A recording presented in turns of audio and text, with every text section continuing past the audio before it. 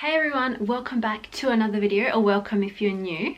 So today I wanted to talk about bloating because I am so sure that every single person experiences it, and I am 100% sure that sometimes, well not sometimes, all the time, everyone hates it, especially when you have an event or you're going to the beach, and one, it can be so uncomfortable, and two, you just might be like, ugh, why do I look like this today? It's just not your best friend. So I have written down 5 ways that you can reduce your bloat.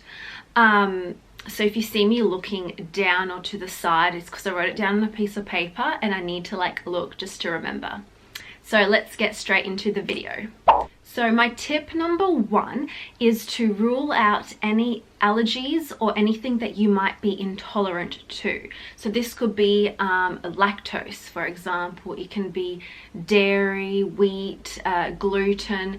Any of these things can actually cause people to bloat if they eat it in like large amounts, or if you're really sensitive, even like the tiniest bit of gluten can make someone just feel like they're about to blow up. So if you are intolerant to certain foods, it can actually cause excess gas production. So that's why you sometimes see photos of people who honestly, they look like they're 7 or 8 months pregnant, but they're actually really tiny. That's because their body can't handle this food, and it just, your stomach just goes huge because of this. So I think there are certain tests that you can check. I don't know if it's through like blood or what, but be careful because online there's all these little, like, not little, it actually costs $500 or something to buy, and you can like check if you're intolerant to stuff. I don't know how accurate these things are because I've seen people have a list of foods and there's like 30 foods on there and it says like 5% tomatoes and blah blah, and then people just start cutting everything out of their diet when they really don't need to. So if you think you might be intolerant to something, go to your GP first. My second tip is to exercise, even if that's 20 to 30 minutes 5 times a day. Not 5 times a day. 5 times a week. Can you imagine 5 times a day? This doesn't even have to be like a huge workout. It can honestly be like a walk around your neighborhood or something. That is why I actually love going for long runs. So even when I'm going for like a pretty big run and I still eat like a big lunch or a big dinner, I'm not bloated because exercise does release excess gas. And 100% physical activity does get your bowels moving. So I don't know if I mentioned this in my last video, but TMI, whatever, this whole channel is TMI. When I go for a big run, like anything over 7 kilometers, my bowels are like boom, like emergency. So that is why I run along the beach where there's literally like, I'm pretty sure in that 10 kilometers, or no, sorry, 6 kilometers in one way, there's 3 bathrooms. So yeah, get moving and your bowels will get moving, and then it will decrease bloat. My third tip is to take a warm bath if you can. I don't have a bathtub, but when I do take really hot showers and I just let the hot water run on my stomach, and I don't mean like boiling water because sometimes I've had it so hot that my stomach went completely red, but I would just stand there and let it run on my stomach, and that did help when I used to get insane stomach flare-ups. And 2, I did notice that my bloat would slightly go down, and the reason for this is when you are relaxed, it does reduce stress. So being less stressed will obviously cause your body to relax, and if you have even like a sore abdomen, for example, when I did, this hot water will release some pain and allow you just to overall relax. Stress does mess with your digestive system. I don't know if you've ever realized when you've been like stressed, sad or angry, you almost can give yourself, well, you basically can give yourself a stomach ache. So warm baths, hot showers, all of this will help your body to relax, and I'm almost positive that you will notice a difference after you hop out of the bath or the shower. Now my tip number 4 is to slowly increase fiber in your diet. I don't mean like go crazy on fiber, because that actually then can constipate you or can cause diarrhea. But eating a good amount does get your bowels moving. So the easiest, if you don't want to be eating like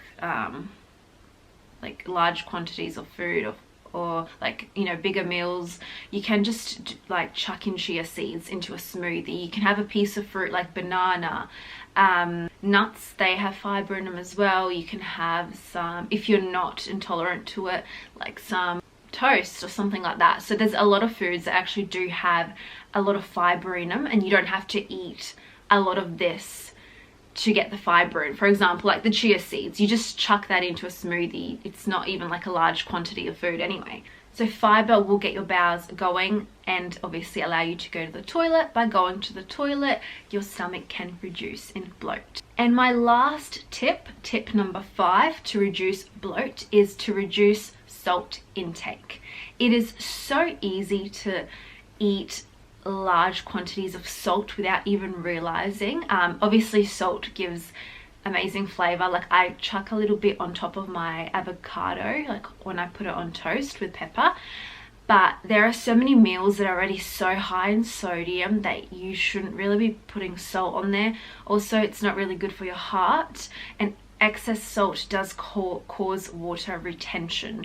And that is why, you know, you might think that you ate so healthy, you didn't eat much, you drank a lot of water, but you're bloated, and that could be because of the sodium. So obviously, you know, protein, fat, carbs, energy, all of that is important, but make sure you look at sodium as well, because the tiniest of food can have so much in there. So that is why also people who go to the sauna, like you can't lose fat from going to a sauna, but you do sweat off that water retention basically. I mean, if you have a sauna, that would be amazing. Just go in there, and that will definitely help with being bloated. But yeah, those are my top 5 tips in reducing bloat. If you have any questions, please let me know below. So I'm not too sure if I'm going to end this video here, because I was going to make a healthy banana bread today. I got the recipe from Sophie Jane, who is literally my favorite YouTuber ever. So please keep watching. Hopefully turns out pretty, but I have a feeling it's going to taste amazing. So keep watching to the end, and I'll also chuck in the recipe details below.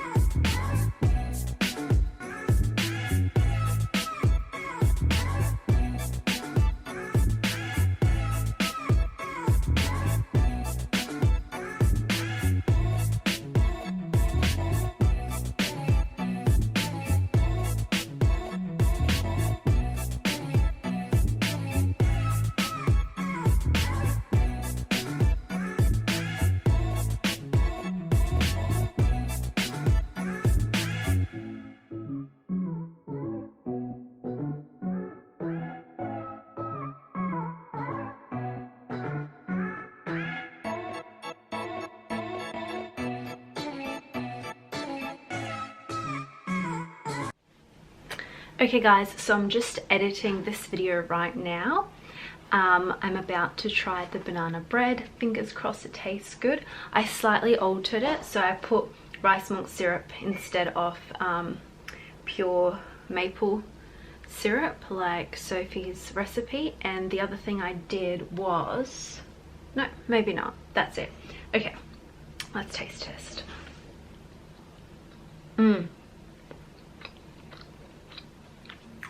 That tastes so good, and I can't believe how like healthy that is compared to like banana bread that you buy at cafes. Oh my god, that is so good. Anyways, I'm going to end this video here. Please like this video and let me know what you would like to see in the future. And also please don't forget to subscribe. It means so much to me, and I will see you guys next time.